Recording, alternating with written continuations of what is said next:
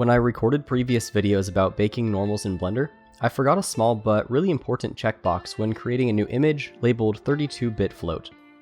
I'd gotten the process of baking down to a science, and the normal maps would look pretty decent in Blender, but not perfect.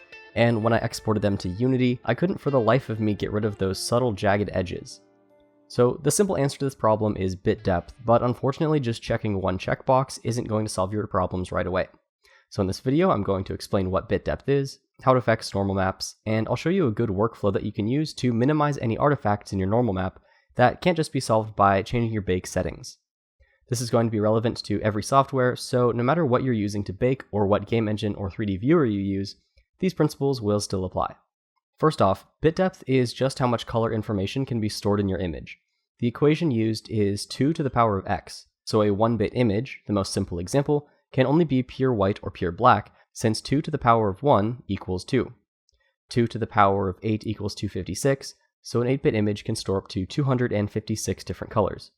A 16-bit image can contain 65,536 colors, and a 32-bit image can store 4,294,967,296 colors.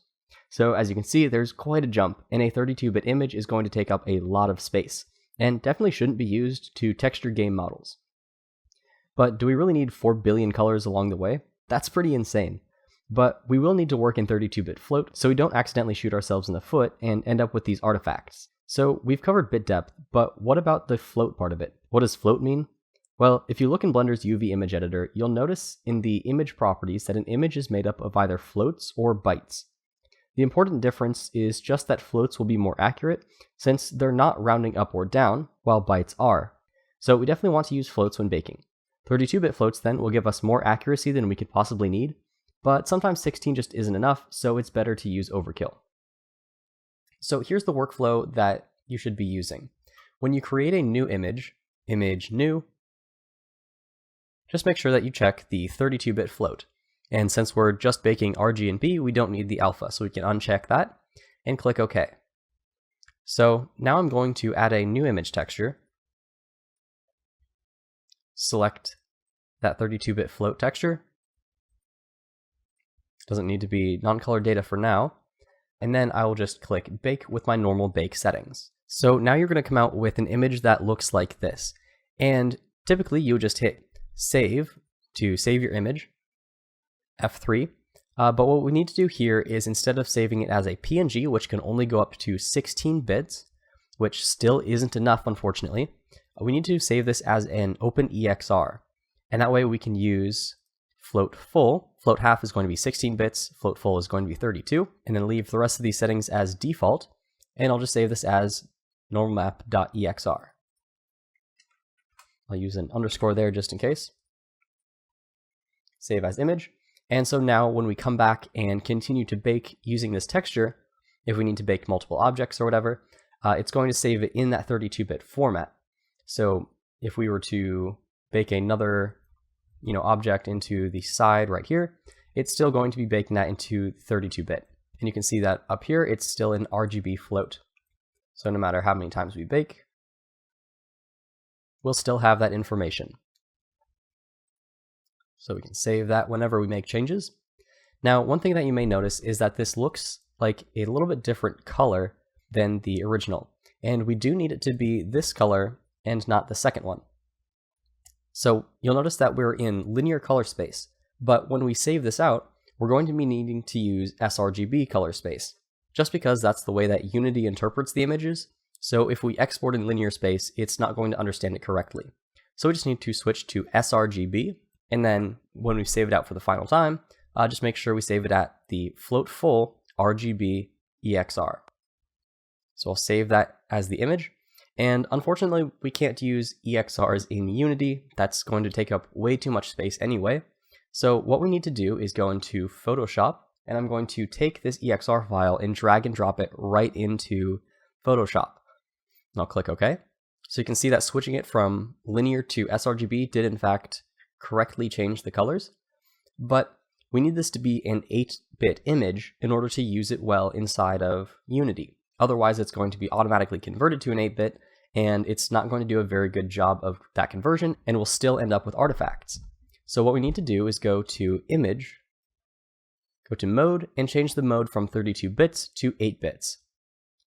We can merge because there's nothing else to merge, and it's going to try to apply some ridiculous HDR toning, which, I mean, maybe is helpful if you're working with raw files from your camera, but in this case it's not helpful. We just need to switch the method to exposure and gamma to get rid of all of those weird settings and click OK.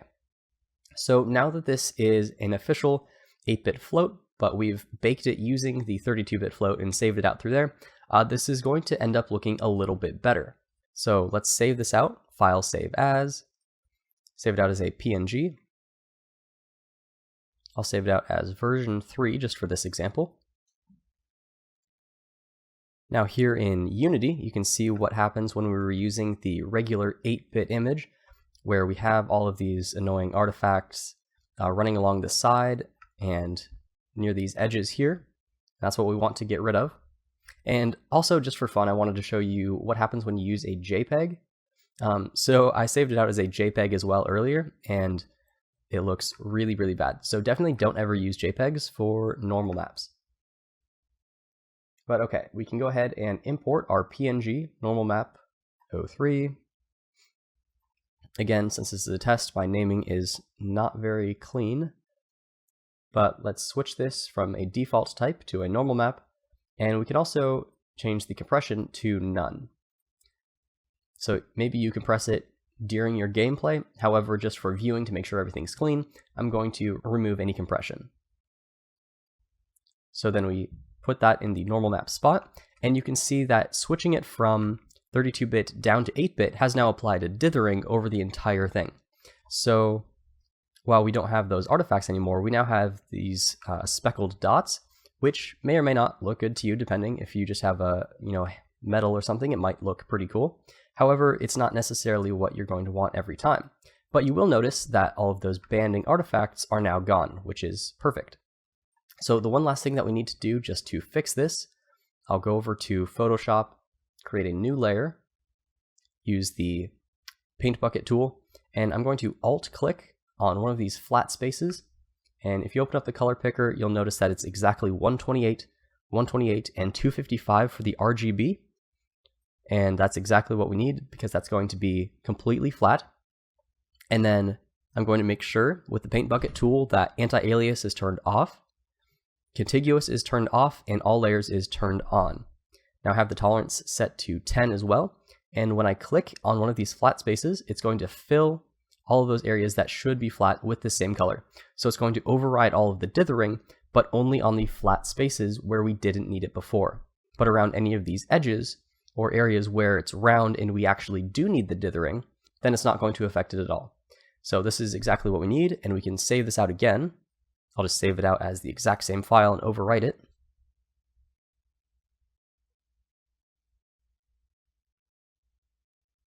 I'll switch my compression to none. And then in my Unity folder over here, and then the texture file, I'll hit Control-C to copy, paste that right into the Unity assets, like so. And that way it's just going to overwrite the file, and next time we open Unity, it's going to think for a second and reload that in. And now we have these flat areas that are completely flat, around the edges, artifact free, and anything else that, any round areas that needed to be dithered are dithered. So I don't think this model has any that had problems in the rounded areas, but your model might. So this is a good way around it. So I hope you found that helpful.